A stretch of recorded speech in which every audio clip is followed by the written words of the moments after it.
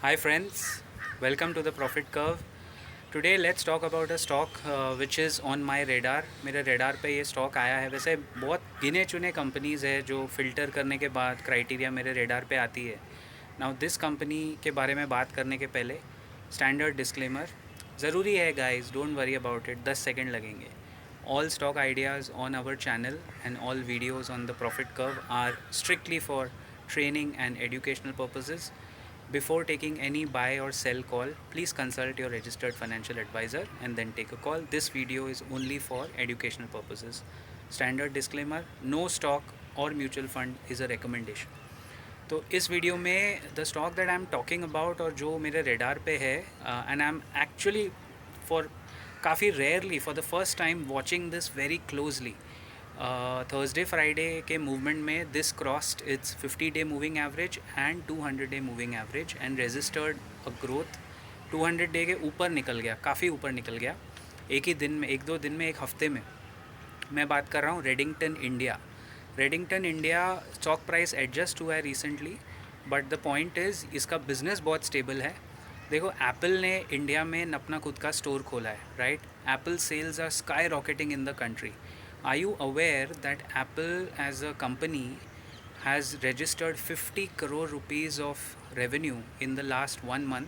दिल्ली और मुंबई के स्टोर्स को मिला के 50 करोड़ का रेवेन्यू जनरेट किया. रेडिंगटन बहुत सारे मोबाइल प्लेयर्स और दूसरे इलेक्ट्रॉनिक आइटम्स का डिस्ट्रीब्यूटर है. Redington India is the company that distributes these products और एक तरह से वो डीलर डिस्ट्रीब्यूटर नेटवर्क में है. तो बिज़नेस मॉडल बहुत सिंपल है. आप प्रोडक्ट उठाइए और उसको आगे पहुंचाइए कस्टमर तक और बीच में अपना margin. Now talking about margins, धंधा तो बहुत सिंपल है, इलेक्ट्रॉनिक्स का धंधा है. मार्जिन्स में return on equity 18% for the last 10 years and last 1 year का 20%, 21% है. तो रिटर्न ऑन इक्विटी ROE बढ़ रहा है. ROC कंपनी का वही 18-20% में स्टेबल है. तो ये पहले दो इम्पॉर्टेंट नंबर्स. स्टॉक का price to earning ratio, PE ratio is very mouth watering. It is 10 and it is, I feel after this price adjustment जो हुआ है रिसेंटली, मुझे लगता है ये बहुत अच्छे वैल्यूएशन पे, अंडर वैल्यूड नहीं बोलना चाहूँगा, but it is sitting at a very good valuation metric. फिर प्राइस टू बुक रेशियो तो बहुत ही ज़बरदस्त है. Price to book ratio is 2.1. तो आइडियली जब PB रेशियो हम देखते हैं ना, price to book ratio, specially value investing में जब देखते हैं, तो 2.1 is considered almost the perfect entry point माना जाता है उसको. ऑलमोस्ट एक ज़बरदस्त entry point. Price to book में price to book ratio of 2 पे अगर आप स्टॉक उठाएं और प्राइस टू बुक रेशियो 6 या 7 तक आते आते वो थोड़ा ओवर प्राइस्ड हो जाता है, वहाँ बेचें. So that is the perfect alpha जो बहुत सारे फंड्स उस स्टॉक में देखते हैं. अब सरप्राइजेस ये है दैट मॉरिशियस का इनका एक पेरेंट कंपनी है, मतलब होगा कुछ वहाँ से ऑफशोर कुछ खोला होगा, वहाँ थोड़ा डाउट आता है. अभी भी मैं I am still researching more on this stock, इसीलिए वैसे भी कोई रिकमेंडेशन नहीं है, बट आई एम स्टिल, मेरा रिसर्च इन प्रोग्रेस है. तो वो मॉरिशियस की जो उनकी सोल ये स्टेक होल्डर है, उस पर थोड़ा डाउट है कि इतना सारा स्टेक वो क्यों लेके बैठे हैं. But FIIs, now this is a good part. FII, foreign institutional investors, obviously क्योंकि ये फॉरेन कंपनी है, उसका इंडियन डिस्ट्रीब्यूशन चेन है ये. So basically this is a multinational company, MNC है ये. FIIs own 61% of Redington India. 61%.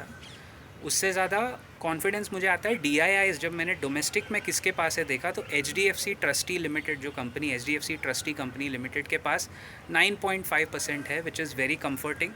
ICICI Lombard general insurance के पास 3.6% है.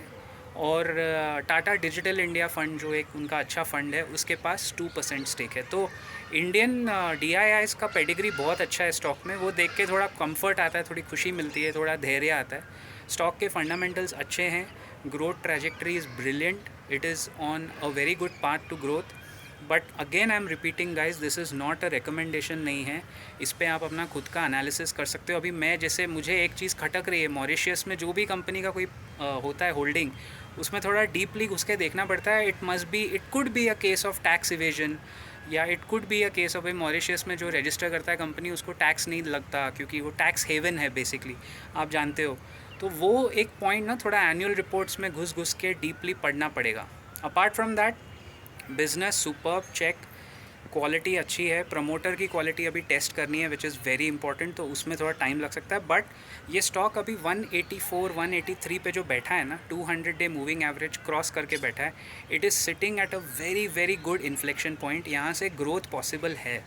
दिख रहा है कि इसका 52 वीक हाई ये तोड़ेगा, 205 210 के ऊपर जा सकता है। बट फिर भी मैं कह रहा हूँ इसको बाय या सेल करने के पहले 5वीं बार बोल रहा हूँ, please consult your registered financial advisor. मुझे अभी पूरा कॉन्फिडेंस नहीं दिखता है क्योंकि मेरा रिसर्च थोड़ा डीप और टाइम कंज्यूमिंग होता है। जब तक पूरा कॉन्फिडेंस आए नहीं आए, नो प्रॉब्लम। स्टॉक का प्राइस टू अर्निंग रेशियो 10 का है, थोड़ा वेट कर सकता हूँ, लेकिन रेडार पे आया है तो आपको बताना है, तो वीडियो बनाना है। दैट इज़ द ट्रांसपेरेंसी जिसके साथ हम लोग आगे बढ़ते हैं। तो इस स्टॉक पे नज़र रखिए। I will see you around in the next video very soon. Till then keep profiting.